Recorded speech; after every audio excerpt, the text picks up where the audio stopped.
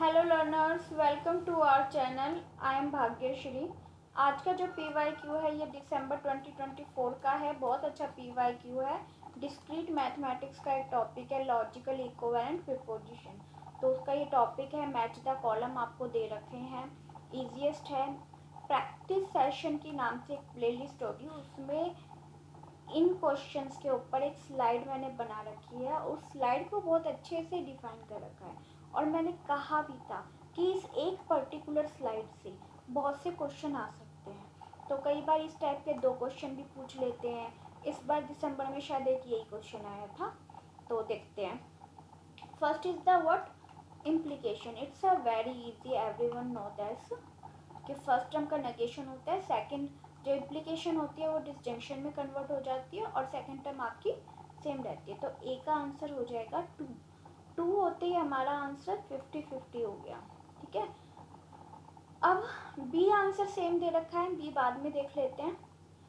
अब यहाँ पे देखो सी और डी में क्या है, this is not equivalent to XOR but this one is equivalent to XOR, this one is equivalent to XOR. ठीक है, तो आप यहाँ पे मैंने स्लाइड में अच्छे से समझा भी रखा है आपको कि जो फोर्थ टर्म है, ठीक है, जो फोर्थ टर्म है वो किसके इक्विवेलेंट होती है, एक्सॉर के, ये वाली। सो सी का तो 1 नहीं आएगा, सी का 4 नहीं आएगा, सॉरी सी का 4 नहीं आएगा, सी का 1 आएगा, सी का 1 आएगा।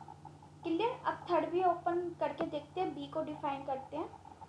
सी और डी में हमने देख लिया, मैंने इसको अच्छे से डिफाइन कर रखा है उस स्लाइड में, आप वहाँ से देख सकते हैं। तो अब बी देखते हैं, बी का आंसर 3 है, तो कैसे है देखो, इसको ओपन करते हैं। जस्ट वेट, मैं 1 मिनट इसे इरेज कर देती हूँ और कलर चेंज करके आपको बहुत अच्छे से समझाऊंगी, क्योंकि हम प्रैक्टिस जितनी करेंगे ना ये इजी होते हैं, बट ये प्रैक्टिस पर डिपेंड करते हैं। ठीक है, प्रैक्टिस जितनी अच्छी होगी उतना अच्छा हमारा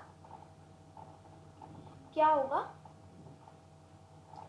देखो यहाँ पे है ना, डिस्ट्रीब्यूटिव लॉ यूज होगा, डिस्ट्रीब्यूटिव। तो इस पूरे टर्म को पहले इसके साथ इंटू करेंगे एंड देन इसके साथ इंटू करेंगे। क्लियर।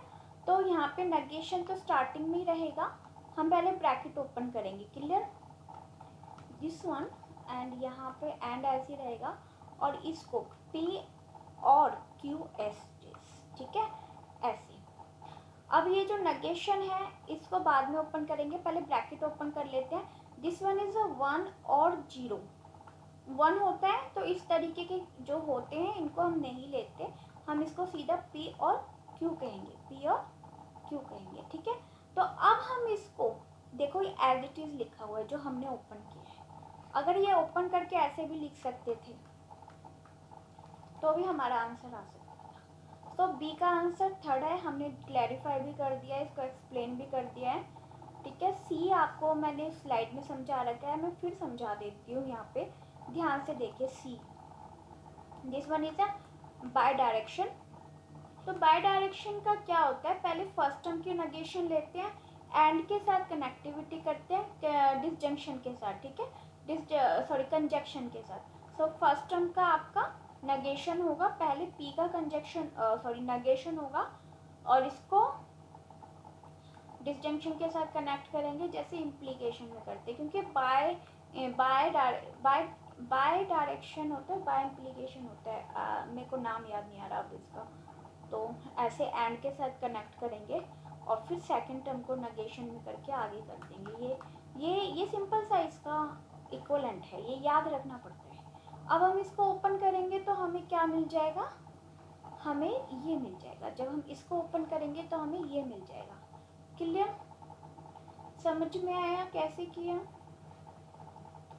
फोर्थ आपको हमें पता है कि दिस वन इज द, और ये इसका नेगेशन है जो, तो bi direction not equal to XOR, not equal to XOR, याद रखना। वेल, थैंक यू, इसका आंसर 3 हो जाएगा। Thank you, thanks for watching, bye bye.